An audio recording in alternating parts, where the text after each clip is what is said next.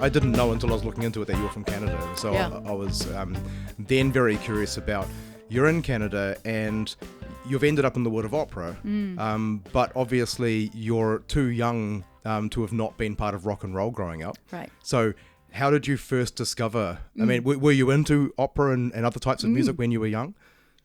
No. Yeah. Right. Have we started now? Yes. Are we going? We're going. It tends to ease in. Okay, it eases in. There we go.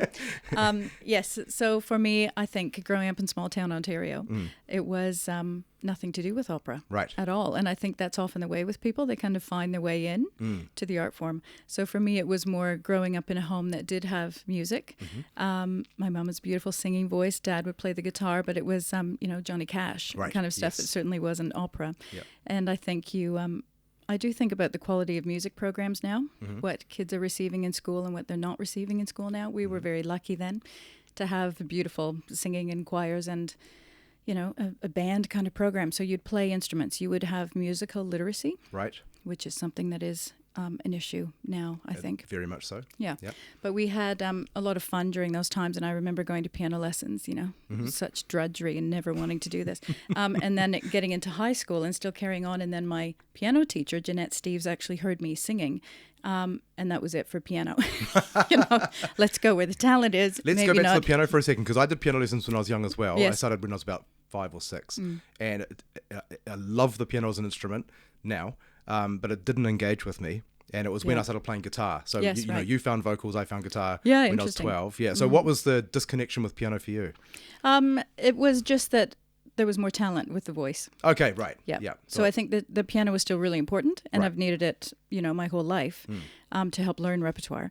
But that was a point of entry, I suppose. For me, it was that I couldn't see the connection when I was a kid between the piano and the music I was listening to. Right. And I had a really good tutor. He was a lovely guy, a very, very talented guy. But the one thing I think he just didn't give me was this is why this relates to that. You know? And if I'd gotten that, when I picked up the guitar, straight away I could sound like albums I liked. So I found that connection straight away. And I actually I romantically love the idea of sitting at the piano and singing like Billy Joel or someone like that. Yeah. And I always kind of wish that I was able to do that, but you can't when you play the guitar. No, it's funny. And I, being classically trained, I could never play by ear. Right. And just kind of noodle around and find stuff. And that's always frustrated me. Did you try though? Little bit. So, I remember my grandmother would do chording at the piano. One of the times I was back in Canada recently and took my kids over, I really wanted us to have that kind of a Canadian kitchen fiddle party kind of thing. Yeah. And we got, what's a Canadian friends kitchen together. Fiddle party? Well, you'll have some guys come together with their fiddles, right? Yeah. And just sing these old standards, similar to kind of bluegrass, Scotland and Ireland when they get into the pub and sit around, that sort of thing. Cool. Yeah, and we're playing. Teaching my son how to play the spoons, nice. Those kinds of things. So it's really something that I think people meet naturally. Yes. Yeah. At that stage of their life anyway. And then just how the trajectory kind of carries on. So because of all of the different music in your life, were you into a wide range of music? Yes, so you ended up in opera, but I'm assuming you were also like into the Beatles and into everything else as well? Yes. Yeah. Joni Mitchell. Mitchell, we have to give a Canadian shout out there. Amazing. Yeah. My brother was more like Neil Young, yep. Into those amazing artists. Yep. I was never really into Leonard Cohen, Gordon Lightfoot, early folk, beautiful, tragically hip. Yep. I don't know if you ever got into them. Didn't get into them, but I know who they are. He passed just recently, he didn't did, yeah. I took my kids into, it was Al's Deli in Queen Street, a Canadian pub, and we watched that final concert he did. Right. Yeah. Trying to instill this love. It's really interesting how artists make it in different parts of the world. Yes. And in New Zealand, we've I think sometimes we don't know what's making it and not making it in other places. One of my favorite bands is Dave Matthews Band, who are giant in the States, hugely successful, and never worked here. They never made it here. Yeah. And yet we think of artists like Ben Harper as being internationally enormous. Yeah. But I every time I was in the States, it became a game for me. I'd ask everybody I met, "Have you heard of Ben Harper?" And they'd go, "No, who's that?" And most of the time in the States, I've been in like LA and San Francisco, and they'd say, "Is he a Kiwi artist?" And no, he's from here. He's from California. Isn't that funny? I remember when I moved here, hearing Robbie Williams on the radio all the time. I'd never heard of him. Oh, I would have been happy not to hear of him. So what age were you when you had that moment where you found singing or the found teacher? Singing? Yeah, that was high school. Yep. Singing choirs. You can't underestimate the power of doing that kind of stuff. Learning to blend your voice with others as well as not just do solo Right. kind of singing. Yep. But then getting into school shows. So for me, that's what it was. So Right. it was, a high school show, Gilbert and Sullivan, Buttercup, first role. And then when you kind of do things, then the conversation changes. Yes. And it starts to be, you have a talent, and it's almost like there's a responsibility to develop the talent. Right. Which can be a lot of pressure, which isn't fair sometimes on people, and it can change the course of your life, which it did for me. So then you start to think, maybe there is something to this, and you think of, the genius of Simon Cowell with his X Factor kind of programs. He's absolutely right. I was just at a concert in the end of January in Wanganui. There's an amazing 2-week opera school that happens there that really injects everything that's needed into young artists. And the woman sitting beside me said, I'm kind of embarrassed. I've never been to a concert like this before. And I said, don't worry about it. You'll know. And then one of the young artists in particular sang, and she turned and looked at me and she said, her. Right. And I said, yeah. You could feel it. Yep. And it absolutely is something, you need to have that point of difference where people, they want to listen to the sound you make. Yeah. And a lot of it, of course, is discipline. And a lifetime investment, really. That's right. In developing the instrument, but also it's easier if you just have beauty in the tone of the voice, or there's something, that je ne sais quoi, it's the X factor. I debate a lot. I'm not sure if this is what you were just getting at, but I debate a lot whether talent is genetic or built in, or whether it's something that is very much about our personalities and our experiences. Yes. Have you thought much about that? Yeah, we do. And especially now that I'm in a different stage of my career and I may be auditioning young singers or that kind of thing, you are looking for what the point of connection is. And what is, there are some beautiful storytellers here and a beautiful different cultures when they meet an art form and how they express. But also with opera, it has to be about the dedication to the craft and decades, really, of investment in that. Yeah. So do you think, though, it comes like someone's born with it? Or do you think... Sure. Let's say sure. Absolutely. There is that. But you couldn't just be born with it and not focus and work tirelessly. I've always been very much of the opinion that we're not born with it. I've not that I can back it up with studies or anything, but I've always felt like, why would evolution give someone the ability to play the trumpet? Sure. Of course, we've got strengths and weaknesses that we get genetically, and that probably indirectly affects our talent. But I did read the book The Blank Slate by Steven Pinker, who is another Canadian, right? Do you know Steven Pinker? No, I don't. Oh, he's a Harvard professor and an amazing author and so on. He wrote this book called The Blank Slate about this very subject, but not about music, just generally speaking. Okay. And one of the points he makes in the book is the whole nature versus nurture thing is basically a stupid question at this point, because it's obviously a mix of the both. Like all subjects are a mix of both. Yeah. And I read that going, well, he's immediately disagreeing with my theory. And he's smarter than me. But then he touches on music very briefly, and I think what he says is that it's in there a little bit, but it's not enough to really make a big difference. I think he says it might just give you a slight step up when you're starting, but then it's still hard work. Yes. It's still all the hard work and the graft that we call craft and practice and so on, right? Yeah. Yeah. There are some people who, you talk about tone deaf, or people who, can't carry a tune in a bucket. Kind of thing. They get this kind of idea of themselves, which is a real shame. When I was teaching in a school system, we would try to put a lot of energy into kids, like by the time they're 7, if you can get them to tone match and the little tricks you play, having them either zip up their voice to try to understand that it can change between registers, or you'd have them bark like a big dog, and then a smaller dog, are just trying to get that movement, and then an awareness of the pitches you're making, and then you try to refine that into being able to match pitch.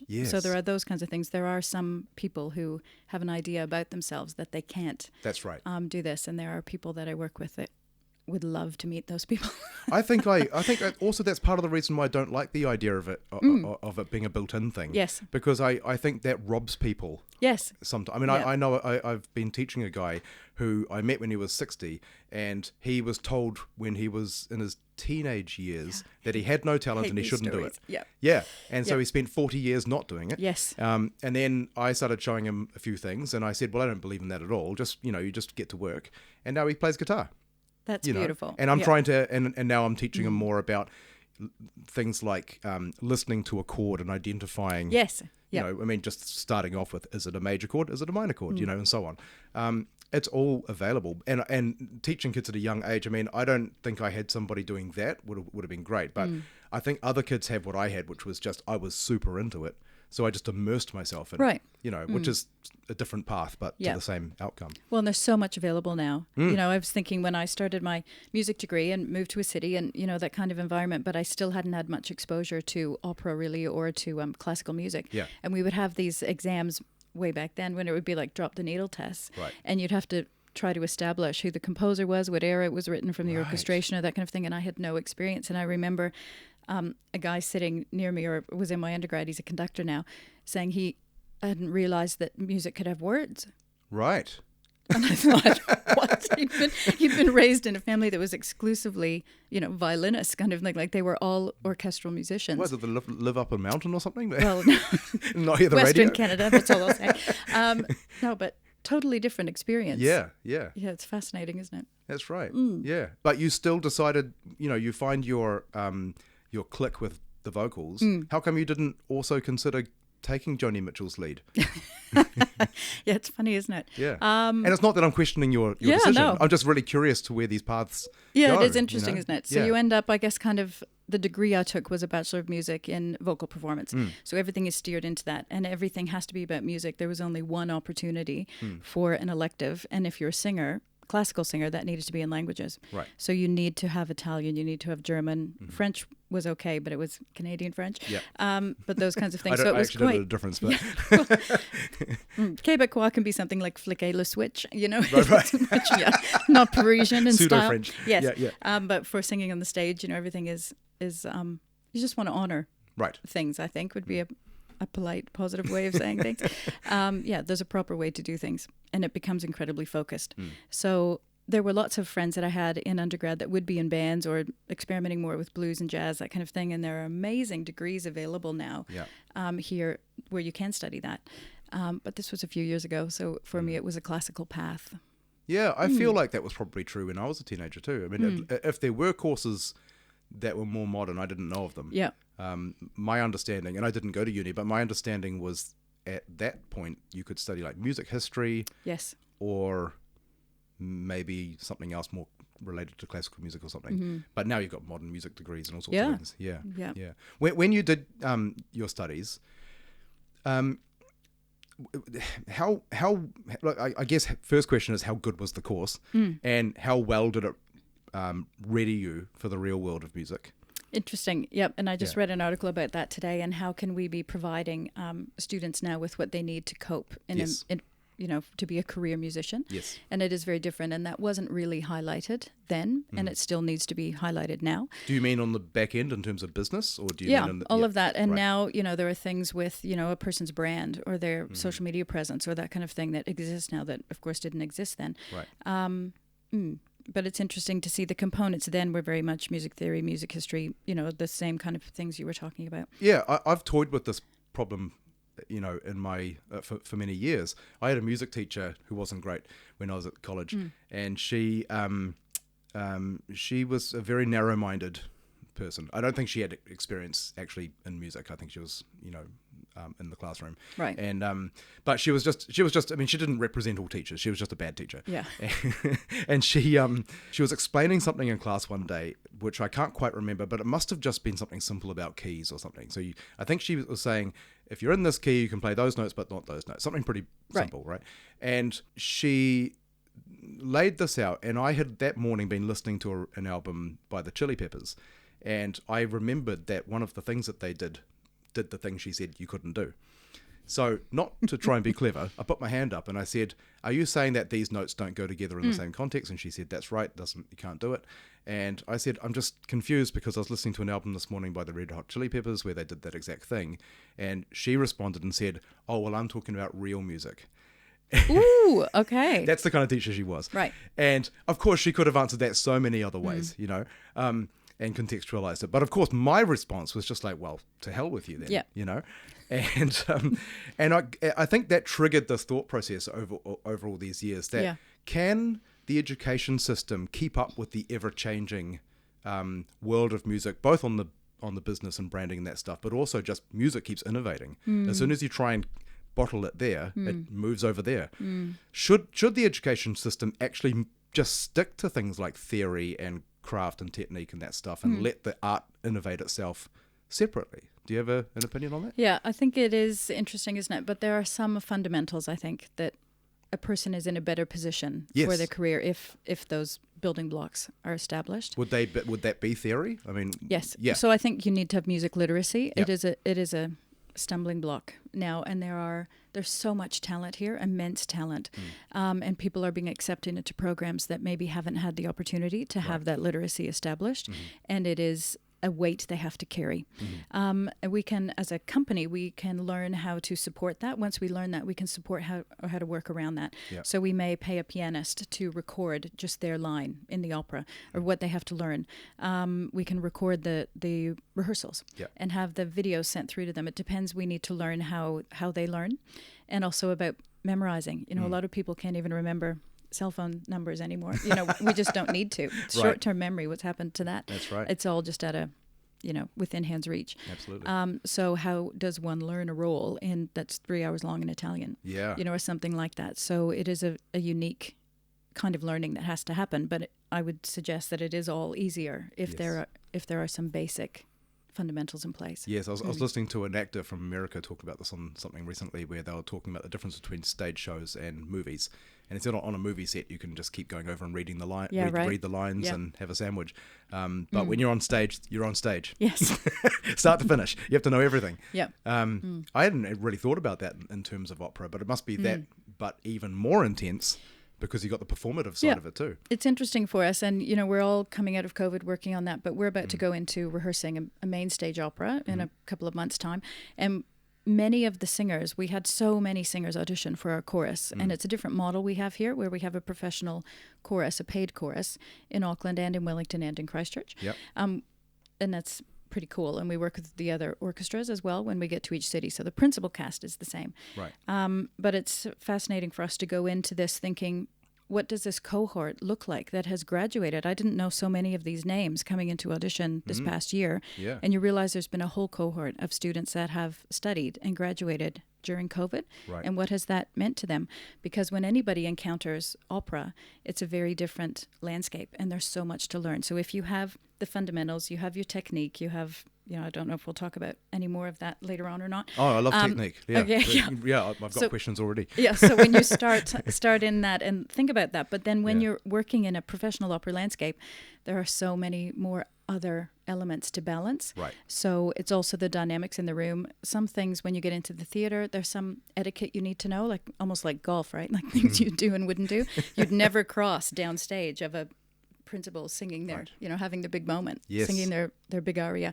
And just the different terminology, like any industry, prompt side or upstage, downstage, or, just those kinds of things, as well as any nuances between the relationships. Yep. I think with the people involved, the kind of synergy you need with the conductor, and things sound very different if you've been used to singing with the keyboard. Right. To have the orchestral colors come in, and sometimes we have the very first meeting of the singers with the orchestra is called a Sitzprobe, and when you meet that, sometimes you can be lost for a minute and think, God, I knew, where am I going with this? And then you have to rely on things like muscle memory because you've practiced it so much. Yep.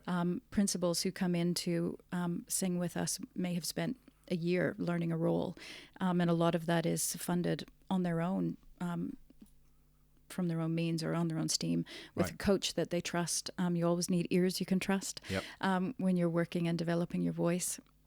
Gosh, there's so much to it. Yeah. Yes. I think about this in terms of film sets and a lot of people who want to be actors, and when you really think about it, they don't want to be actors. They want to be the characters in the movies, because the actual job of being an actor is far more technical. Yes. And, stand there, look this way, don't do this, Right. all the disciplines of being on set and doing the job properly. It's not the same as, De Niro understands that stuff. He is not the character who looks in the mirror and says that famous line or whatever. So it's similar with a lot of this stuff. I mean, a lot of my questions are coming from the point of view of how do our worlds relate to each other. Yep. And I always assume that there's far more in common than we think, because you'd think, because Yes. I come from a background playing in bands and stuff, Yep. right? So you'd sort of assume, well, that's got nothing to do with opera. I think that's not true. Yep. You know, and so let's talk about singing techniques. Okay. I mean, I've been to singing coaches over the years. Yes. But again, for what I do, how similar do you think the type of singing coaching that I would have given be to opera technique? Is it completely different, or?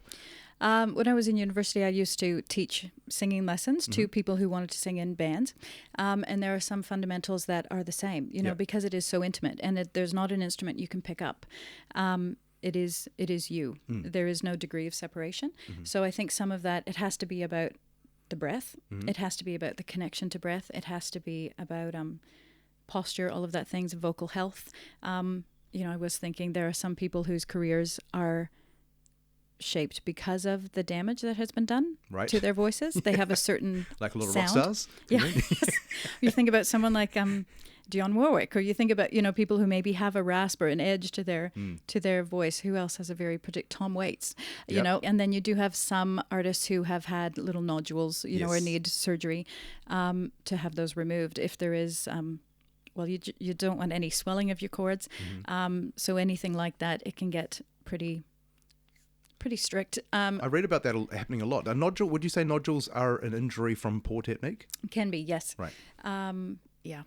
So it's something that you can't, you have to address it. If you have that and you have to address it in your technique, it's not sustainable unless you are going down a different kind of trajectory. So if you're going through life and you hear the radio and, you know, AC/DC come on with that really amazing high, you know, thing he does, or Guns N' Roses with this weird screamy voice he had.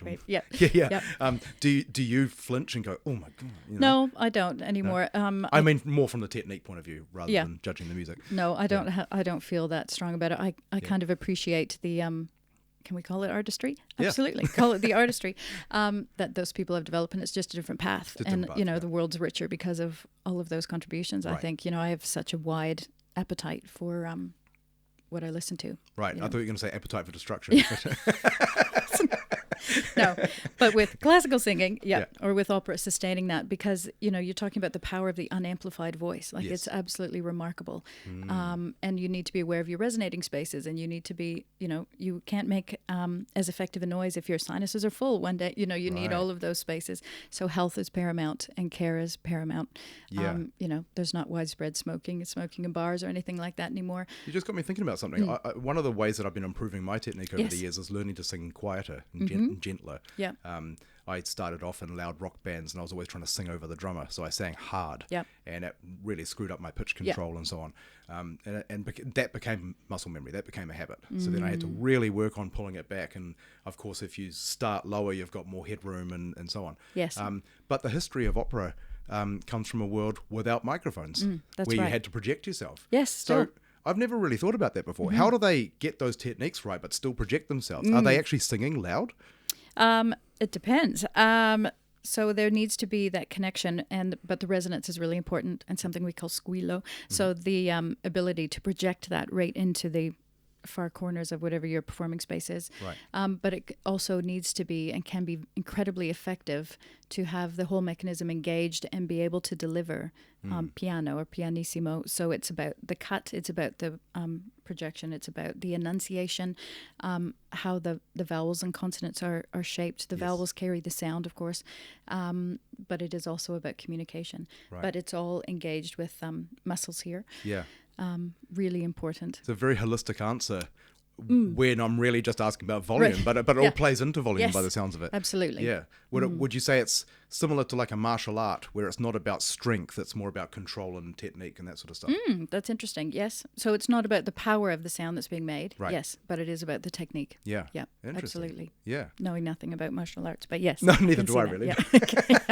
I think I did 6 months of judo when I was 12, but it's one thing I took away from it, you know? Right. Yes. Technique rather than strength. Yeah, that's why the little guy can flip the big guy kind of thing. Yes. Yeah. And so back to your story. Right. I mean, I'm always curious when people end up living here. Yes.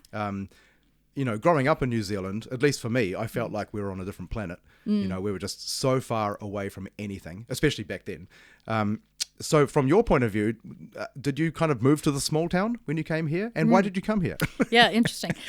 So I had done my degree, and that was all fantastic, and was singing in Canada a bit. And then was that a teaching degree as well, or no, that was a performance. Just performance. So right. then I had a break for a year, because you have these points in your life where you think, am I actually going to do this? Yes. Do I have what it takes to do this? And it's a massive commitment to pursue that, and I didn't at that point. So I stepped back, lived a life for a year. Worked hard, tried to save a lot of money, ended up going back and doing an education degree, because that was something that seemed to make sense in small town Ontario. It's that kind of thing, well, this would be a good step, or then you could do this or this or this. But it was a bit out there to think that you were going to try to move to Europe or to move to New York or to try to do something and seriously pursue this. Yes.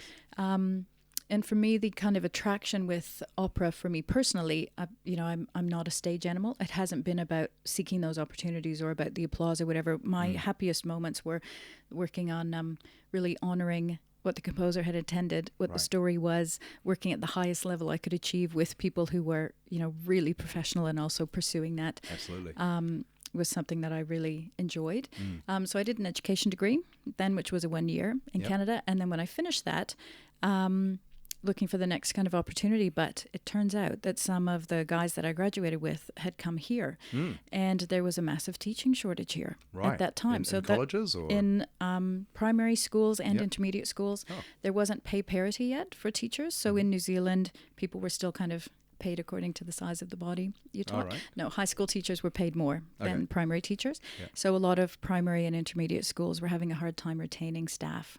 Right. And especially males would jump into like a high school job, and that's what happened in the school that ended up bringing me over. The guy left to teach phys ed at the high school around the corner, and would be paid be paid more money. So there was a massive shortage here, and the government actually lifted kind of work visa regulations through that time, and 1,400, we were told, teachers came in to Auckland from all around the world. So it was quite an interesting time. And a lot of the people that I graduated with came over, and we were put into the schools, predominantly West Auckland and South Auckland, and a lot of us had actually the joy and the immense learning from working in lower decile schools. Yep. And I was, so I ended up having these guys had landed. They were looking for furniture, like at a cash converters or dollar dealers or something like that. And the principal of the school that brought me over had a part-time job to try to earn more money, because then they had said that people could still qualify for benefits if they were teaching full-time. Wow. And of course, in Canada, you needed, an honors degree and then another degree before you would be eligible to teach. And it wasn't the same situation here. We had to prove all of our qualifications with NZQA or something, kind of course description by course description. Right. And we had no idea that, we were pretty well educated to come into the system here. Yeah. So I ended up having phone interviews, and this was like over the weekend, end of January, and he needed someone because this teacher had taken a different opportunity. It's amazing that they weren't able to employ people from here. Yeah, no, there just weren't. Were there not many people training here or something? And people didn't want to teach because the pay was so poor. Right. Yeah. And this is over 20 years ago now. So I had phone interviews with him, and I remember holding the phone with my mum listening to, and I could not understand what he was saying. And I was writing things down phonetically. Because of the accent. Yeah. So, of course, when you're singing in other languages, you learn IPA, International Phonetic Alphabet. And I was writing down ticks. Like, we had plenty of ticks in the class, and I thought, he's not telling me, like, he wouldn't tell me they have, like, fleas or ticks. Or I was trying, and he meant texts. That short vowel, and writing this down. But then I looked on the internet, which was a fabulous invention at that time, or starting to get more mainstream. Yeah. And it sounded to me like he had said Koimarama. And I typed in, Koimarama, and I was like, this is paradise. I'm like, look at this place. Look at the ocean and the sea. I couldn't believe it. 3 days later, I was on a plane, that kind of thing. So there were so many of us coming over. But it was a huge blizzard, in our small town. And I remember Dad driving me, and, I was kind of looking out the window at the top of the telephone pole, trying to think, I think we're still on the road, right. To try to get to the airport to come here. And then landed here, and it actually wasn't Koimarama. It was a school called Pomaria in Henderson. Right, okay. A little different. It was a little different. Yep. We had over 50 nationalities in the school at that time, and I had my first teaching job in a class of 36 students. And a lot of learning to do. And I realize now that those kids looked after me much more than I looked after them. You know, remarkable. Could you understand the kids with their accents? There were some issues. Yep. And I had not encountered the South Pacific before. So I remember, and I won't say the name, but one of the parents coming in and telling me the name of her child and that she was a child's mother. And I thought, I'd never heard so many syllables. Like I didn't know where to start with that. I remember telling the class to get their snack for playtime and line up by the door and put their garbage in the garbage can, and 36 kids just sat, nobody moved. And I thought, okay, we have a problem. And this little girl puts up her hand. Miss, did you mean get our morning tea for interval and queue by the door after we put our rubbish in the bin? And, you know, they knew what the bell meant. But just, you know, every noun was different. It's interesting that they didn't know that stuff from TV. Yeah. Yeah. Sounds funny. Because I've grown up in this sort of parallel head. Like one of my discrepancies when I was a kid was, how come my life isn't like TV? You know, how come I don't have a building that looks like what I now know as a brownstone, like in Brooklyn? How many shows were based there with the steps right onto the footpath? And I just wished that I lived in a place like the house the Cosbys lived in, you know, because it looks so great and exciting and vibrant. And why doesn't my house look like that? We had a long gravel driveway and, you know, we're lived in a cul-de-sac and so on. But yeah, I grew up, I mean, I wondered why we had all these different terminologies than what was on TV. Yeah. But I had picked up the stuff from TV. Yeah. And they wanted me to take the choir when I was here, but of course I was doing like classical conducting and teaching the choir, and then I kept looking at these students and they kept breaking into thirds, like naturally harmonizing, and that was something that was difficult to teach in Canada. Right. And here it was just absolutely part of the landscape. You know, that's where they were home. Yeah. Beautiful. It was because amazing. They're so used to doing that in their own time, harmonizing with each other. Yep. And I remember the church, there was a Tongan church that would hire the school hall on the weekends, and I'd be in working and listening to their singing and thinking, I'd never heard anything like that. But you were talking about growing up in a very musical environment with everybody playing and jumping in. Were they not harmonizing in those environments? Yep. That's true sometimes, but I guess with school, or maybe when you start to study classically, you feel things need to be taught or things need to be, I don't know. But it wasn't the same as also the amazing, just the resonance and the power of that sound was really remarkable. And I suppose these different music communities around the world promote different strengths. Yes. You know, I know what you mean. We definitely have those harmonies here, that's for sure. Yeah. And in other places, they've got incredible rhythm. I've always been in love with music out of South America because of the rhythms over there. Yeah. And different sensibilities in different places, you know, classical music in Europe and so on. Yeah. So I guess that's probably part of the reason too. But what was your adjustment to living here like? Is it because people often argue that New Zealand is quite a lot like Canada? Is that true from your experience? Yes, I think so. It's been beautiful. I moved back once, so a lot of us stayed for that kind of year, and there were teachers here from South Africa, Australia, the UK, Scotland. I remember we'd have to go for a course once a week to learn how to teach in this system.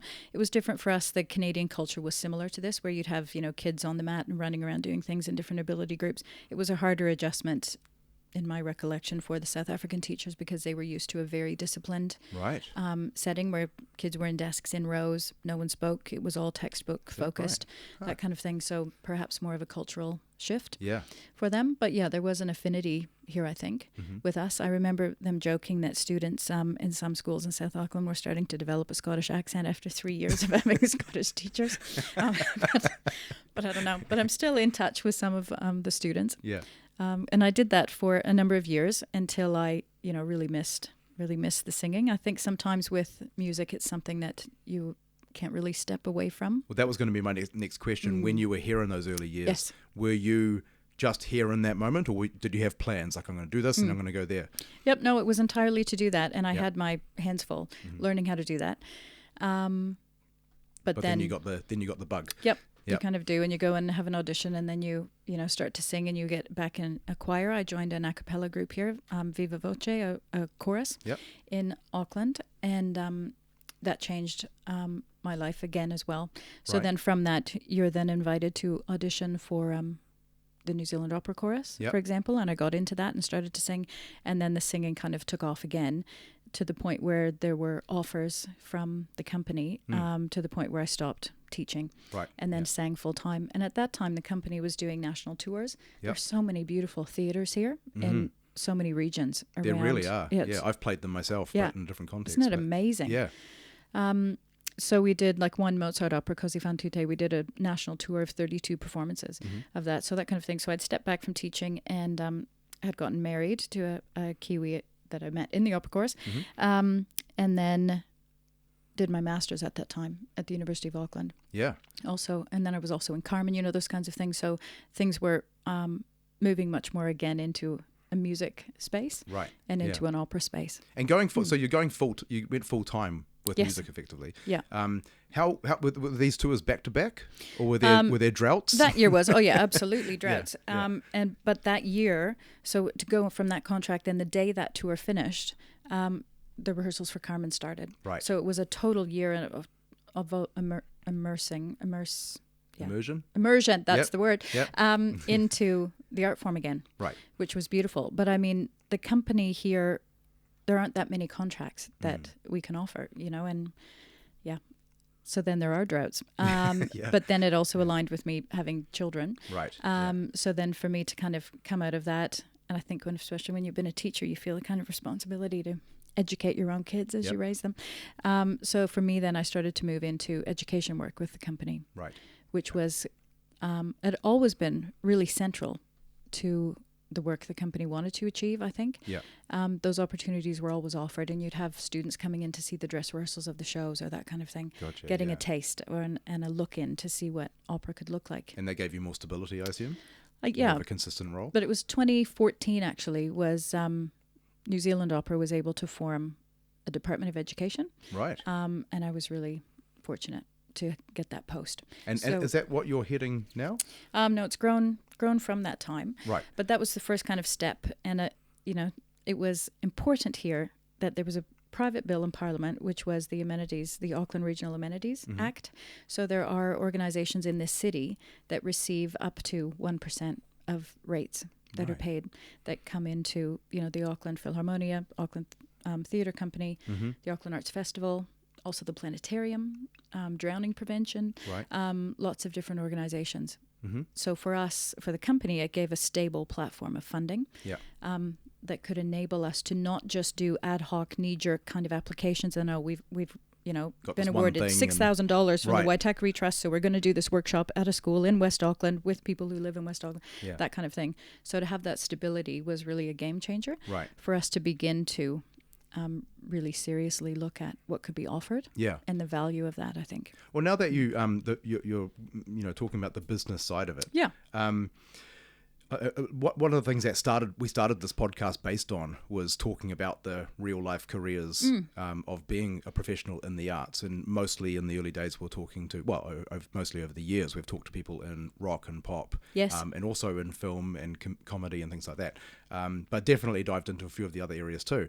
And one of the things that sort of shocked me is that there really doesn't seem to be much in the way of independently sustainable areas in art, at least in our country. I interviewed somebody who runs a company that puts on stage shows in Wellington, and they were very much dependent on funding.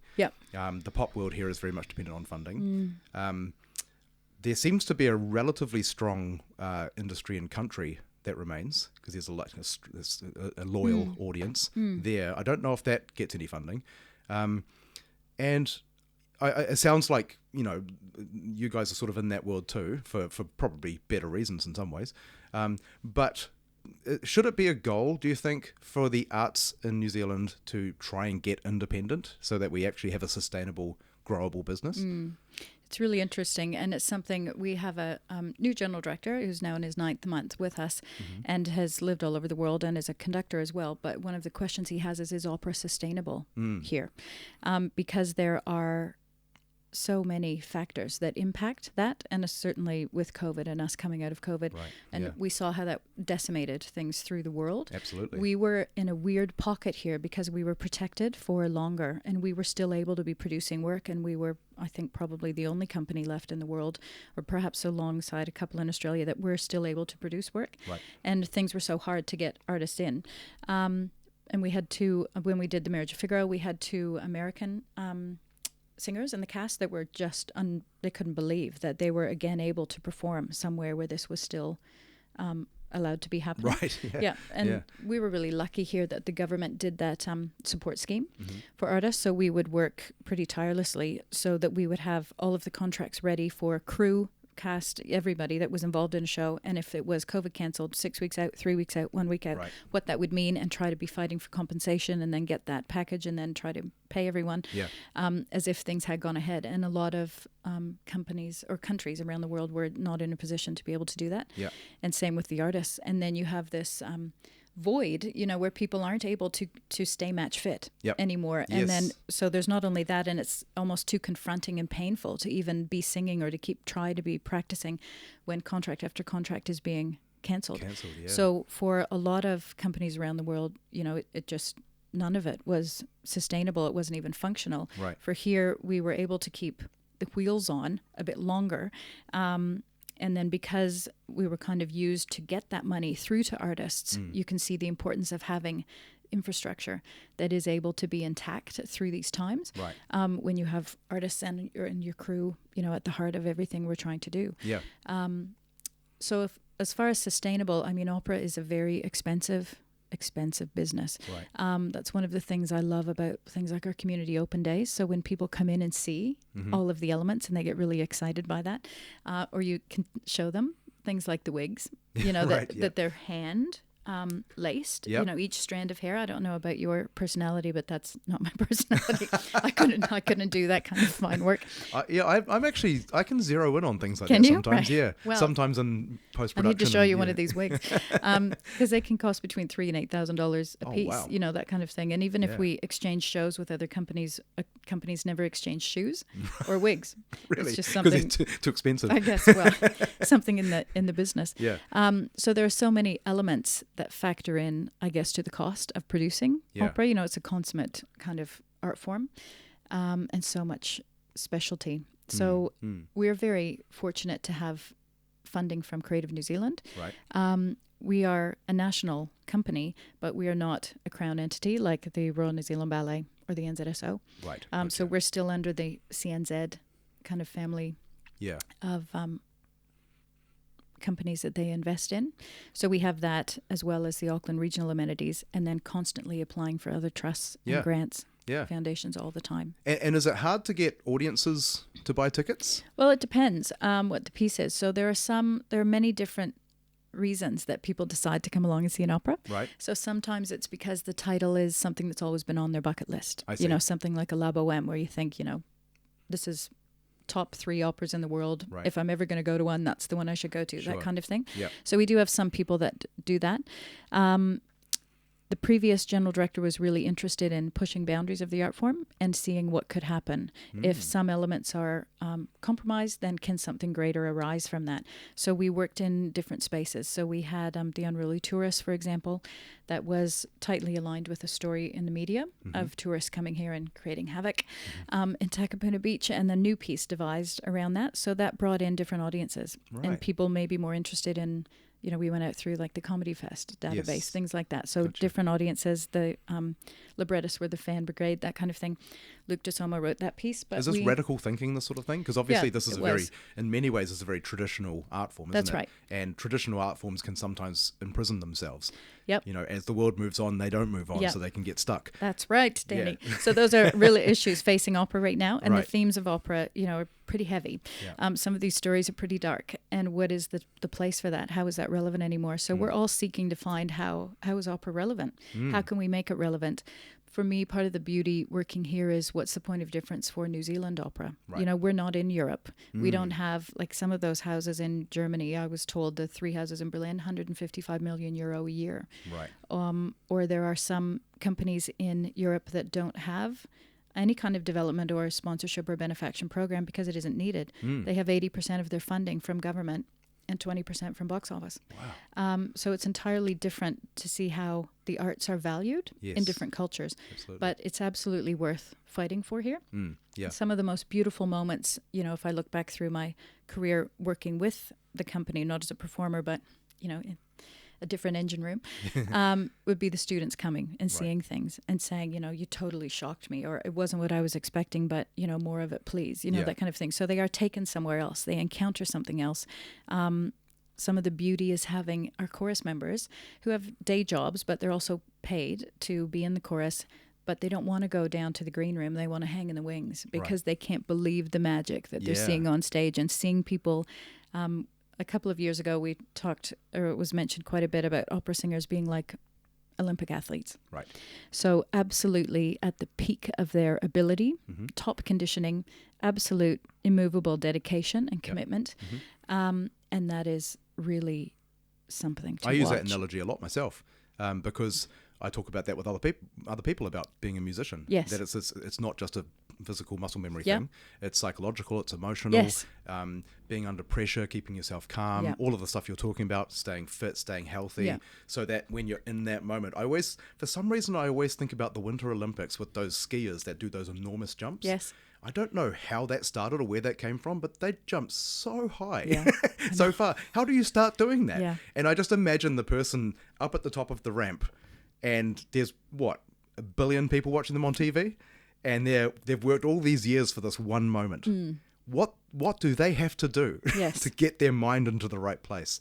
Because all the physical is now trained, right? Yep. So it's all about mind control. It must be. And also, what do they have for breakfast?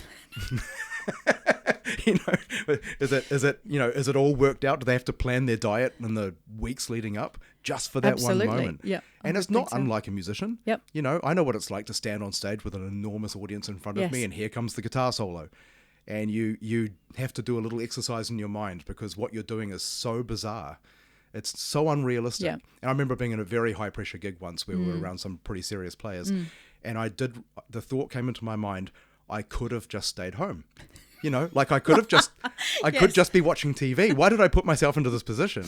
And of course, everything else kicked in and it all went fine. Yeah, it's funny, isn't it? But there's such a vulnerability with that, I think. And it's important, I think, for people who have had experience on the stage to also be working in the company, because you understand that. Yes. You take it as read. There's no judgment. Yeah. You do what you have to do. And there can be some latitude as well with some behavior sometimes because you understand how confronting it is. Yes, absolutely. Yeah. Another thing that I've been wrestling with, because partially I am at the point in my life where I'm becoming the ranty old guy who doesn't understand the youth of the music, which I think is actually sort of a rite of passage. I don't think you've earned it. I think it's, I've earned it, exactly. Yeah, right. And I think it's a little bit sad when people who are no longer part of the youth try desperately to stay hip. I think just be yourself, Yeah. But so I'm going through that natural progression of not understanding what's going on. It's fine, cool with that. But I'm also trying to balance that against the fact that the music industry seems to, I'm now talking mostly about the pop world, it seems to not be about music anymore. It's because now you talk to young people and they're creating beats, they're creating loops on laptops and stuff like that. Yeah. Now, just before people get the wrong idea, I have no problem with music and art coming from any direction. Like there's a documentary on Netflix, I think it's called Hip Hop Evolution, which talks about how the hip hop scene emerged out of New York because this community couldn't afford instruments, and their only option was to create beats and rap over the top, and it was about speaking and saying the thing that this was a community that couldn't get heard, they couldn't get taken seriously for all sorts of reasons, and they used the medium they had, and that grew into a very profoundly honest art form. Like, there's nothing more artistic about that. You use what you've got, you get yourself heard.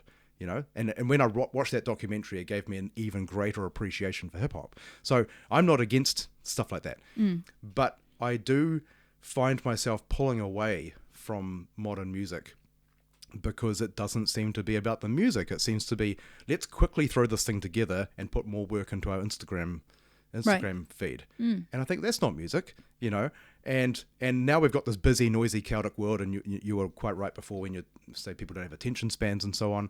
And one of the great things about learning to play an instrument is patience and learning about space and the music and, holding your tempo down and stuff like that.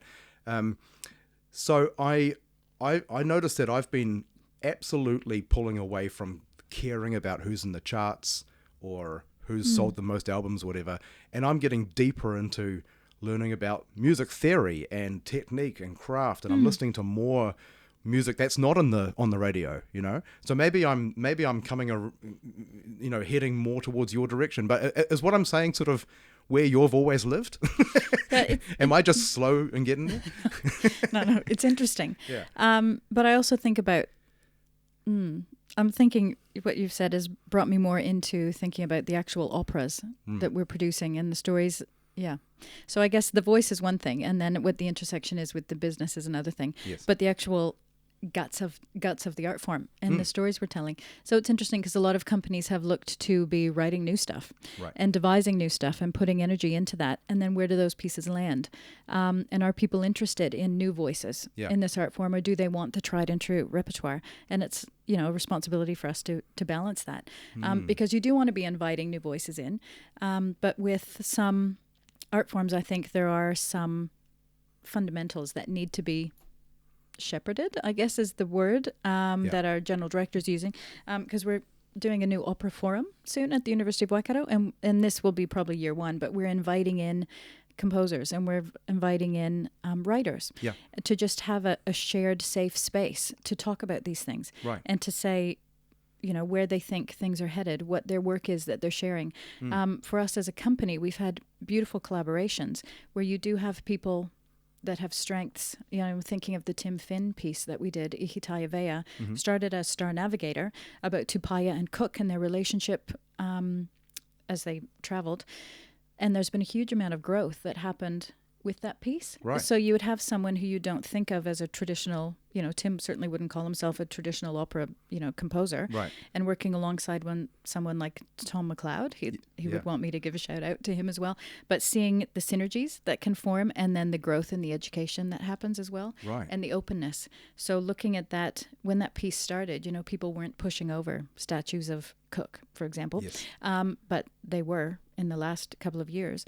And there's been a huge awareness and desire to have a piece that honored all the people involved. And how do you tell the story as you look at that? And Tim going up to Tahiti and visiting Marae there and folding in, we've folded in Tahitian consultants and Celestine Veit writing monologues for that. And so the whole piece has grown so beautifully.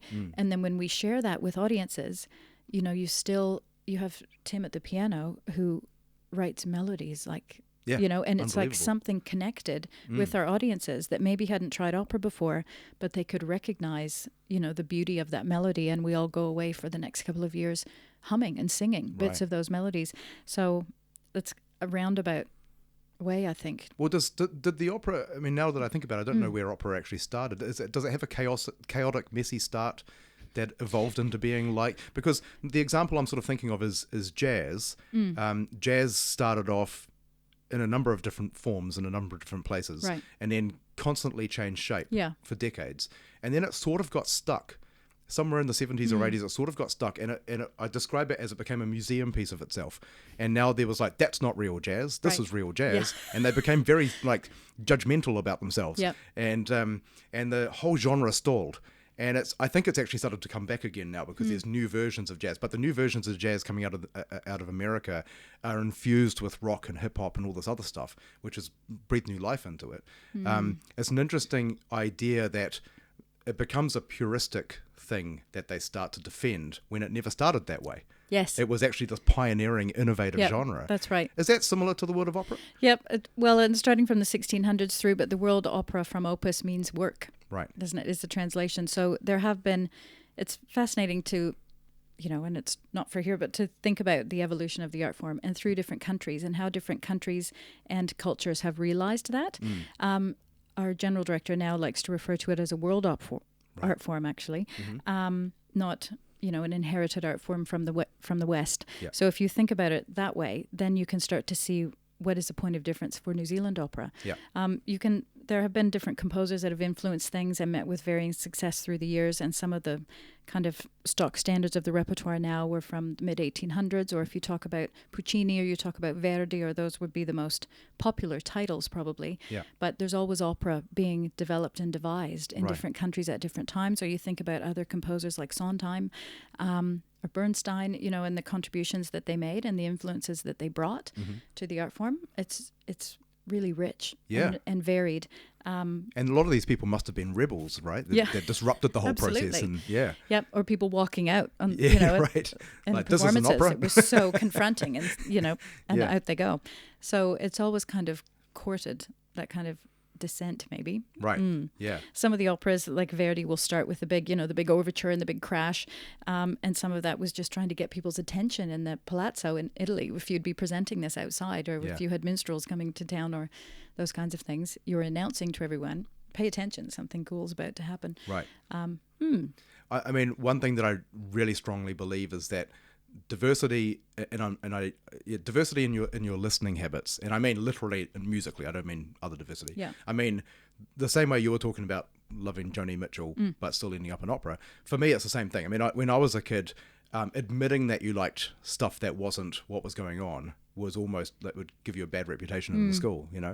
So when I was a kid, everyone was listening to either rock bands or hip hop, and I liked a lot of that stuff, of course, but I also really liked Phantom of the Opera. And which I know is not, it's like pop opera, but I liked things that I wasn't supposed to like. Yep. That's my point. I'd listen to classical music, and I started to think, this is heavier than Metallica. And then I think, why is that? Because Metallica have these big drums and these big guitars, but some of the orchestral music I was listening to was heavier. And then it took me years to try and unpack that and work out why.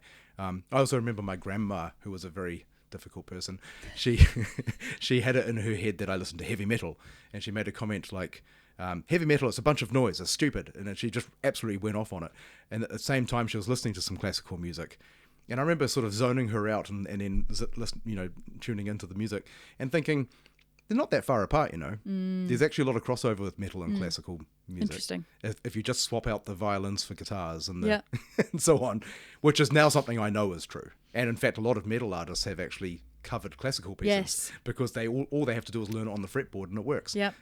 Fascinating. So I think that pop music is in a very difficult place right now because it's eating its own tail, which is why songs keep coming up with the same 4 chords and the same ideas and lawsuits. Yeah. Exactly. And boy, would it be healthier if it was influenced by all of these other areas of music. Because when you do go back and you find out about the influences that the Beatles had, they're talking about all sorts of stuff. They grew up listening to all sorts of music, which is why Eleanor Rigby exists. Yeah. You don't write that if you're only listening to rock and roll.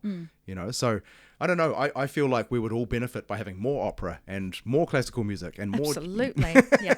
And having exposure to that. Like I remember when I was teaching in the class in Henderson, I would do it sampling days, and they couldn't pull any faces, or they couldn't make any noises or that kind of thing, and they could just do a happy face, sad face, that kind of thing. But I wanted them to hear jazz, I wanted them to hear Ella Fitzgerald, and I wanted them to hear all kinds of different genre. Right.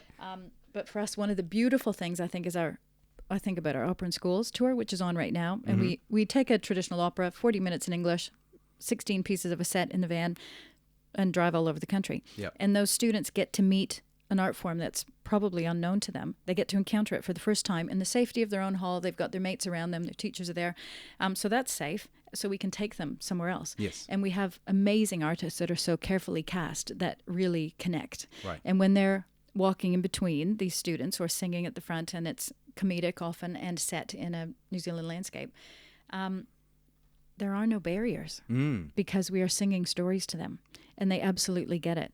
And it's so beautiful. And I just want them to know that it exists. Yes. I want them to know it's an option. Because most of the people, there's immense talent from here and succeeding in every, the opera houses, not every, but so many opera houses all over the world.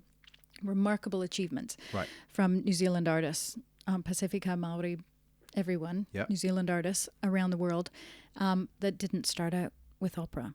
So what has their way in been? And also with the students, I want them to see it's not just about the unamplified voice. Some kids are like, that really freaks me out. But they're looking at the set and going, how did you guys build that in 5 minutes? Or, look at the costumes. Something else I've talked about the open day, but the beauty of people trying on costumes is it takes you somewhere else immediately. I remember being in a show years ago, The Prodigal Child by Michael Williams, a New Zealand composer. And the corset, I was kind of wandering in the plains of the Otago in this show. and it was still too fresh under the lights. Right. And they had a cheese grater, and they took the cheese grater, the corset to the cheese grater, and then put it back on, and you're kind of like right standing there. And then like, still looks too fresh. They took it out in the car park, drove over it a few times with the car, back and forth, get a bit of, scuffed up dirt on it. And then you put that on, and then you can't help but embody that character in a different way. You're feeling pretty changes the way sorry you hold for yourself. It really does. Isn't that amazing? Yeah. So it's really fun to have the students or any of the public encounter that. Yeah. There was a show many years ago, Xerxes, a Handel opera that Trelise Cooper designed for the company. Right. And some beautiful pieces of silk in these cloaks that we still have with embroidery. And everyone wants to try those on. And when they try them on, they just stand differently, and they're, and it's beautiful to see those elements.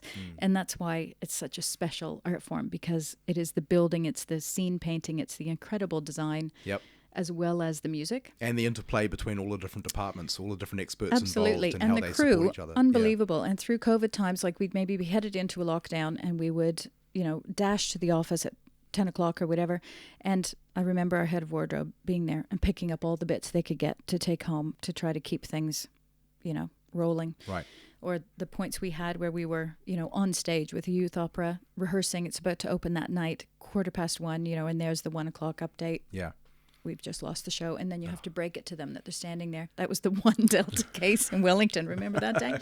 We lost the whole season of the Marriage of Figaro in Wellington. Yeah. And you kind of have to tell 1,000 people, to not come the next day. But the dedication of the teams was just remarkable. Yeah. You didn't know whether to dash to the grocery store or the airport, really. And you had a whole group of people to look after. Gosh, we got slammed by those lockdowns as well. Yeah. And had shows get cancelled or disrupted and stuff, but it wasn't 1,000 people we had to tell. It was about 10 of us. It still felt like a kick in the stomach, But the impact is though. the same, isn't it? Yeah. And all the work that goes into it as well, and you just go, And it feels really precious now to be able to be back doing this. That's right. Yeah. Yeah, exactly. And to have all of these people in the building and, really excelling at the craft. So I just thought, as a final question here, so in rock and roll, you're traveling around playing all sorts of different types of venues, big and small and whatever, and you end up with the liability of being on tour. Lots of alcohol, lots of people jumping on stage and causing problems, and you've got gear blowing up, and you've got big egos on stage, and you've got all these dramas and stuff. What's the equivalent in the opera world? Do you have hecklers? Hecklers, let me think. We've had a lot of things happen. I suppose you've got issues where props have failed and things like that. Yes, right? absolutely. Technical things, yeah. Yep, I remember being on stage singing a trio, and I had about 30 seconds to get up stage. It was a raked stage. I had to hike up there, big hoop skirt, and my skirt was stepped on at the end, and you kind of heard the rip, and I looked down, and there's the floor. And I thought, right. And I'm running out in the wings in the dark, trying to get up, and it was Prinberry was her name, amazing wardrobe mistress to have on tour. Had needle and thread in her teeth kind of thing, tape, staples, whatever it could be, just to hang it together for the next show. Wow. So there are always situations like that. Yeah. When we were doing Macbeth, just almost, a year and a half ago, 2 years ago, we left the theater at 11:30 at night after a huge day. We had one day off before the dress rehearsal. You get a phone call at 8 o'clock in the morning. The water pipes had burst in the theater that had just had a sizable It's like installment sort of thing? Or? It had been refurbished. Oh, I see. Yeah, refurbishment. Right. And we were, that was that. halfway up our calves down in the orchestra pit. So the water had run from the fourth floor through the entire building. Unbelievable. Yeah. And you think, right, so we've got an audience in 8 hours. What the hell do you do? What are we going to do? You pump it out, obviously? Yeah. Or, So they were already pumping by the time I got there. But of course, it's still completely saturated. Yeah. When you're well, and the orchestra had left some of their large instruments. Oh, no. Down in the pit. So, they were like skinning drums, that kind of stuff, trying to get them dry. So we know we Double needed basses. to. Yep, that's right. Ugh. So it was really confronting for them because it is their identity, it's their livelihood, and it's severely compromised in that That would moment. have written a double bass off, wouldn't it? Yes, I think some of them were. Yeah. Yeah. Oh my And they're God. kind of putting their hand in the case and the water just coming out, no. that kind of thing. Yeah, it was fresh water, but that didn't help that day. So you have to just make a series of decisions in a hurry. We didn't go ahead that night, but the season still opened 48 hours later. But what about the audiences? Do you have more polite audiences because it's opera? Or do you still have some dick in the front row going blah blah blah blah or whatever. Not very often. No, good. We've got ushers, Yeah. Oh, yeah. True. Yes, right. Yeah. Oh, I was hoping that you would have drunken punter stories. But do you know what? The Unruly Tourists, we had some unruly behavior. Yep. Yeah. In the audiences, guys carrying trays of beers. Right. Tripping on the steps. We're not used to that. Gotcha. Yeah. But you have people taking care of that. Yeah, often the ushers in the performing space will do that. That's the difference when you're starting out in rock bands. You're often playing places with no security, and whatever happens, you are your own security. Yep. And then the difference when you start playing bigger shows is something happens and someone else deals with it. Yeah. And I'd be on bigger stages. Someone would jump on the stage, and before they even got near me, someone else had tackled them. Yes.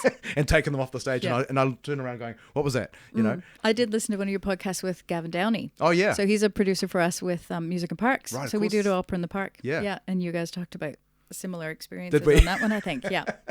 It's pretty confronting, isn't it? He's a great guy. He's been on a few times. Yes. Yeah. He's been a great advocate for us too with that series. He's amazing. Yeah. Yeah. No, he's a very experienced guy. He's one of those guys that he's so experienced, but his job is not about being in the spotlight. So the public will never know about him. And yet he's been all over the world and worked with amazing people and really skilled guy. You can tell. I think there are so many synergies between our industries. Yes, very much so. Yeah. Well, have we covered your notes? Everything in my notes. Yeah, I think we're doing pretty well. Yeah. I think I've managed to organically get through my notes. Beautiful. No, we did. But I didn't want to leave anything out. We talked about craft. Yep. Hard work. Yep. Technique. Exactly. Business. Yep. Yep, we got there. Absolutely. Well, thank you so much for coming in. I've been very much looking forward to this.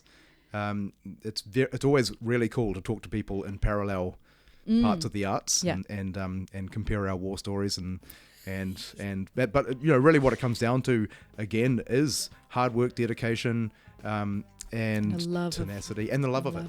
Yeah. Absolutely. Yeah. So thanks again. Thanks for being interested in opera. Absolutely. Cool. Great. Thanks, Danny.